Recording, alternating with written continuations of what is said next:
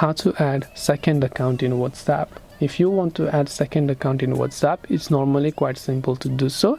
All you have to do is go ahead and then first of all launch your WhatsApp application, and this is the kind of interface that you will see. Then what you have to do from there is currently keep in mind that this option to add second account is only available for Android users. So if you're using an iPhone, this method won't work for you. So on Android, what you have to do is simply tap on the three dots option from the top right. Now if you look here, I have got an option called switch account because I have already added another account. So if you also want to add a second account, you can simply go to settings, then go to account, and here instead of remove account, if you have not added, you'll find the option to add account. Now because in my case I have already added an account, it is showing remove account, but if not, then you'll find the add account option to add it.